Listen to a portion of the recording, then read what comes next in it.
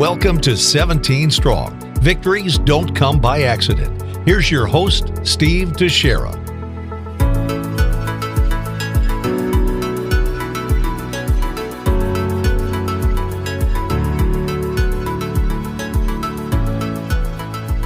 Thank you, Andy. Again, welcome to the 17 Strong podcast. This is our first podcast, and I am joined today by my beautiful wife, Holly. Hi, babe. Hi, how are you? Good. So we're going to talk a little bit about Ryan's story today. Okay. Why don't you get us started with what he was like as a baby, and we'll go from there. Okay. Ryan Stephen Teixeira, he came early, about a week early. He was born October 13th, 1996. He was an amazing kid from the beginning. He was very energetic and typical boy, lots of energy. I can remember as a 3-year-old, he could throw a baseball up in the air and hit it with the baseball bat. So he had really amazing motor skills. He did. He was very, very good at that. Yeah. And do you remember him riding a bike for the first time? Yeah. He was 3 years old and we literally pushed him and he just got the hang of it. Yeah, it kind of just came natural. That's the kind of kid that he was. He was a problem solver, don't you think? Yeah. Totally. Yeah. So another thing that I can remember very vividly, and this is kind of a funny story, is when he was 5, we had a birthday party for him and he asked for catcher's gear. And I asked him, why do you want catcher's gear? And he said, Mom, the pitcher and the catcher, they talk. And I said, yeah, what do they talk about? He goes, I don't know, but I'm going to find out. So I remember that like it was yesterday. Yes, he was funny. And he got catcher's gear. And he was not too much of a catcher, but nope. He really played the infield. He played more of the shortstop and the third base. So that was his probably primary positions. But I do remember this, and Steve, you can join in and help me with this one. About 10 or 11 years old, he was invited to be on a club baseball team. Yeah, travel ball for the first time. That's right. So he was able to pick his own number, where before they were just kind of assigned to you, whatever, sizes they had or whatever. And this time he was able to pick his number. And I remember him really wanting to pick wisely, and he wanted something that meant something to him. And so he came to you. He came to me and asked me, he said, Dad, can you find something that has the meaning of numbers? And so I said, sure. And I just Googled the biblical meaning of numbers. And, it came up with a list of a couple pages long. And when he came across number 17, he said, that's my number. And number 17 means victory. So this number has been part of the story very early on. So we really embrace it because it was something that he picked, that he was proud of. He wore that number very proudly. He did. On the football field. For all of his sports. Yep. And baseball. So it's very special to us. So do you want to talk about him maybe as a high schooler?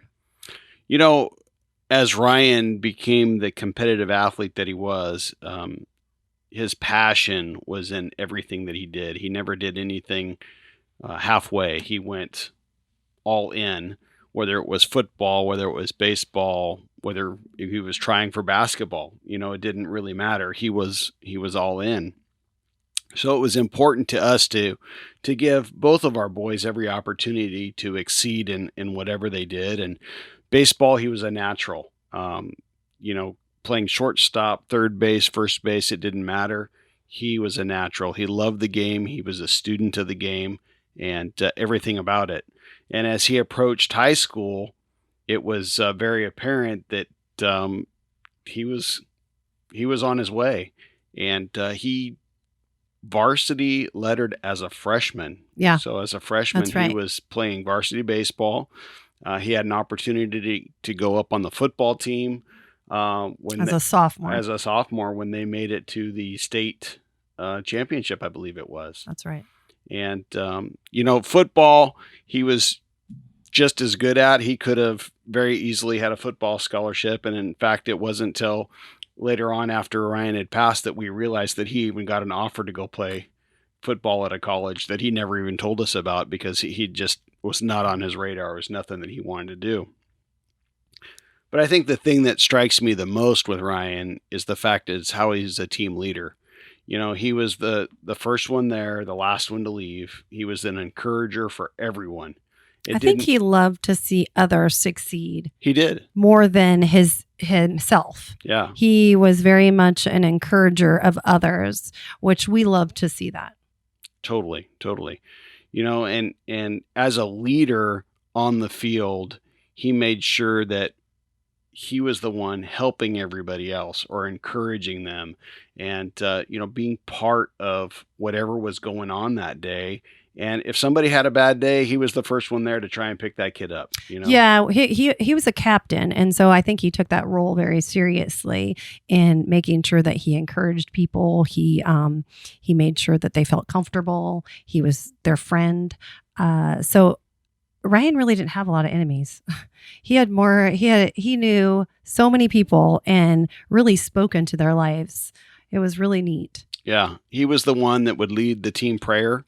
They would get together as a team, whether it would be football, baseball, and they'd, have their pregame meeting, and he would lead the team prayer and just kind of encourage everybody going out there for the day. So it was really neat to see him really live up to that role as a leader. Yeah, and I think sometimes people shy away from their faith when they become a high schooler because they are afraid of what others will think. And Ryan didn't care. He had very strong faith, and he shared it with whomever would listen, which I thought was awesome because that really helped him through the process that he ended up having to go through. So it did. And, Ryan's biggest attribute was love. Ryan loved everybody. He could see through all the rough edges. He really did love with his whole heart. I've said that before. He, definitely. I see that a lot. Somebody that maybe he was rough around the edges. He just saw through that to their heart. And he definitely had friends of all different areas of life. And but he just loved people. He did. So, and I think his personality was contagious. People liked being around him. It was fun. It was easygoing. He was always funny. He was very quick-witted. You're kind of quick-witted too. But Ryan would love, especially when the music was playing in between innings or something, he'd be taking infield and the music would be going and he'd be kind of doing his own little jig at shortstop or whatever, just trying to get in the mood and just try and lighten the mood and have a lot of fun. But I think one of the key points that I remember from his high school days is when he offered to take a special needs child to the prom. And he had a girlfriend at the time. And he said, you know what? I'm going to do this for her. And he wasn't really worried about his girlfriend or anything like that. And he went out of his way to take a special needs girl to the prom. Yeah, that was really neat. And we got to experience it with him because the special needs dad didn't want him to drive her. Do you remember that? I do. And we picked her up. So it was kind of fun that we got to experience it because they were in the back seat and we took them to, I think it was a homecoming. And, but it was a dance and they had a great time. It was wonderful. Ryan had a girlfriend from the time he was a sophomore in high school. Her name was Nicole Pittman, who we love dearly. She was a year older than he was. So he really didn't go to any other dances other than Nicole. And then this other special needs girl that he took. So it was special. It was very special. Yeah. Really neat. And I don't think they danced very much. I think that they were so enamored with the movie that was playing, they sat and watched the Penguin movie. That's what it was. Yes, it was the Penguin movie yeah. Because they, Ryan had a lot to say about that. But yeah, so he had a great time though. Don't you remember? They had a great time, and so.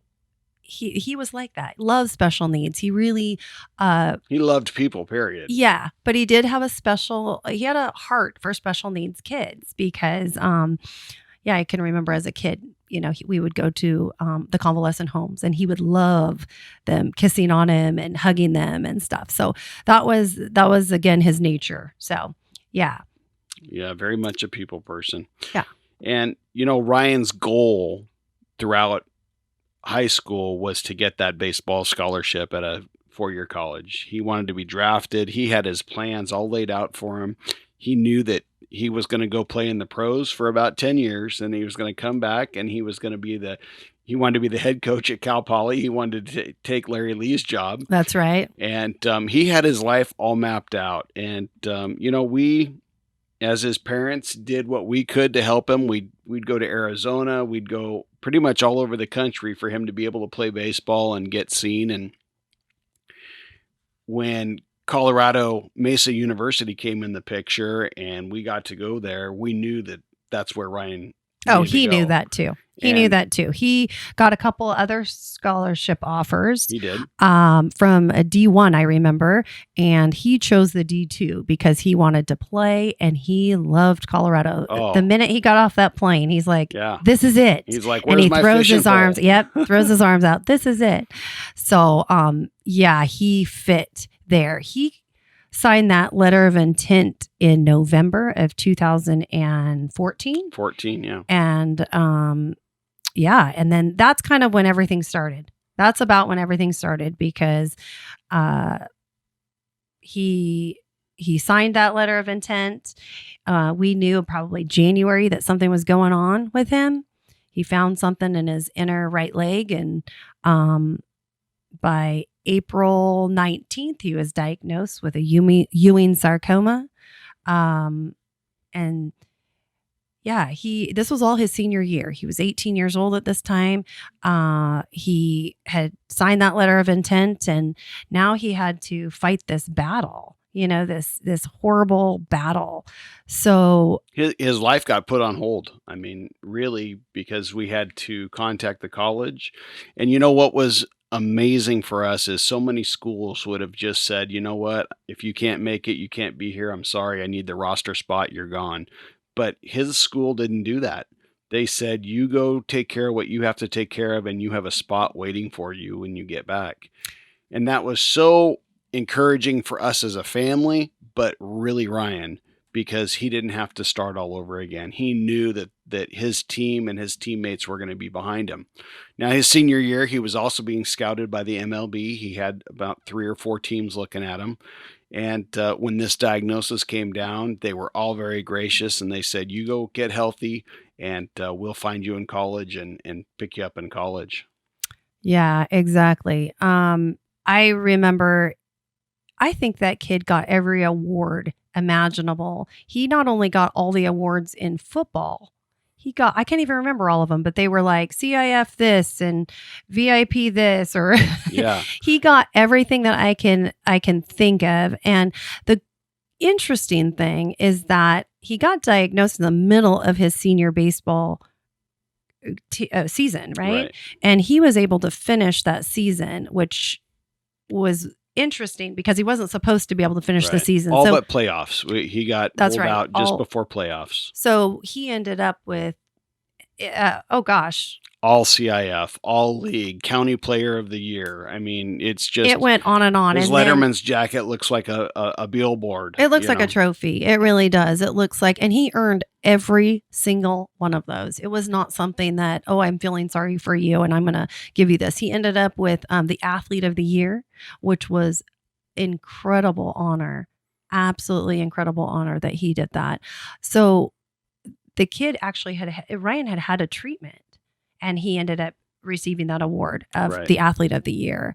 And we got interviewed after that for the news and all this other stuff because they wanted to understand what was going on with him. And he was very public about his story, which was really hard for me as a mom having to go through this. And it was so difficult. But early on, when he got diagnosed, they tried to do a story on Ryan without talking to us, and it was all wrong. Do you remember that? I do vaguely remember that. And then Ryan goes, well, if they're going to tell my story, they're going to get it right. And so he decided that he was going to make it really public, and he did. They when he got diagnosed, the whole baseball team and the football team, they rallied around him and they did a head shaving, which was over 55 kids, and they made it like a party. They literally were jumping around with, mohawks on their hair, and then they would shave the front of it and then have the back long. And it was so crazy. I never thought that such a horrible situation could be. They made it fun for us as parents, as Ryan going through it. And Ryan had long hair at the time. And the flow. He called it the flow. That's right. He did. He called it the flow, and how well it looked. And he worked hard on that hair, and then he had to shave it all off. So, but he had so much support. That was what was so incredible. Everybody. And there was people that were on social media telling us, oh, I shaved my head too, and blah, blah, blah. So it was, the support and the outpouring was overwhelming. Yes, it was overwhelming. And, with Ryan going through this, he made it so public, and it allowed the community to rally around him and come together for this battle that he was about to go through. Yes. And it was a tough battle. It was 9 months of treatment, and every 2 weeks.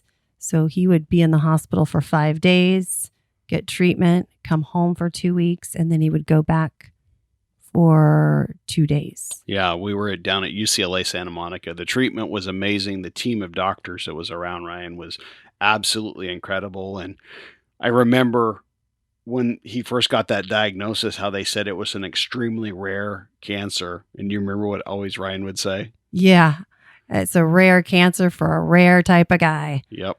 Always.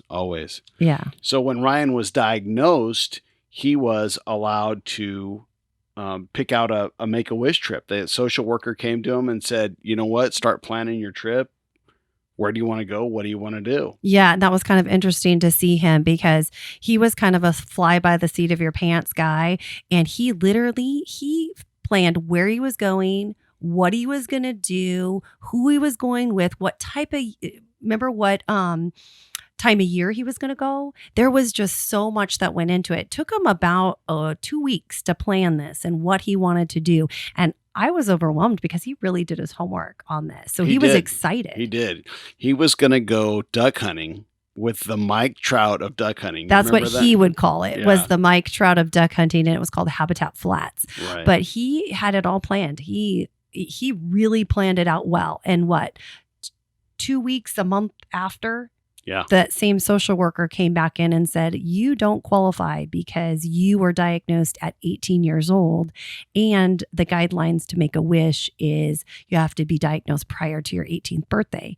So he really felt like the rug was pulled out from underneath him. Oh, totally. He was devastated. Devastated, blindsided. I mean, everything that he had planned, he's like, I don't get it. You just told me I qualify and now you don't. That's right. And then when he explained his trip to the social worker, what he was going to do, they said, oh, you wouldn't be able to do that anyway because these organizations don't allow trips with guns or anything like that. That's right. So he's like, you know what? Anybody that goes through this deserves something to look forward to. Oh, yeah. And I should be able to do what I want to do, not what they tell me I have to do. That's correct. He was very adamant. And remember, he would take his duck calls to the hospital. Oh, that was classic. Yeah, he was so funny. He had duck calls and he would quack them to certain nurses. Every nurse had their own call. Yeah, every nurse. So funny. Yeah, it was hilarious. And they were funny. They really loved it. They thought it was like a badge of honor that they got a duck call.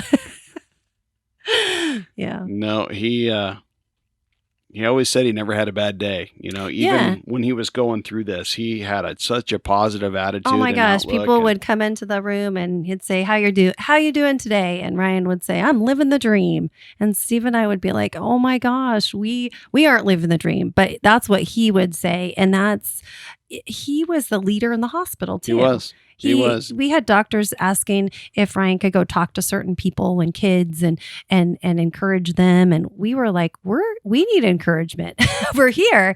But anyway, Ryan always stepped up and did stuff like that. So he was definitely a leader all the way through. But all the way through. Yeah, yep. for sure. And then you remember after surgery, what happened when he woke up in recovery? This is just I don't know, what is it, a milestone or something. I really feel like he woke up from surgery and we got to be in the recovery room with him. It was a 7-hour surgery. Yeah. It was a long surgery and we got updates along the way. And anyway, we got to see him in the recovery room. And I remember him vividly opening his eyes with glassy eyes and his throat was, raspy. And he said, I know what we're going to do. We're going to start a nonprofit, call it 17 Strong, and we're going to grant victory trips. That's right. He had it all planned out. I'm like, did you have a vision? Because you need to get better. I think that was my exact words. You need to get better. And we'll talk about this later. Like I was blown away that was the first thing that he said. Were you? Yeah. I was. But that just showed his determination. Somebody told him no, and he was like, you know what? No, I'm not going to take no for an answer. These people, I deserve these trips. So we're going to make this happen for other people. That's right. But I believe wholeheartedly that was the day that 17 Strong was born. Completely. Yep. 17 Strong was coined by his cousin. Yep. Right when he got diagnosed. Right. We have a picture of them at the head shaving. Yeah. Right when he was diagnosed. So it became 17 Strong.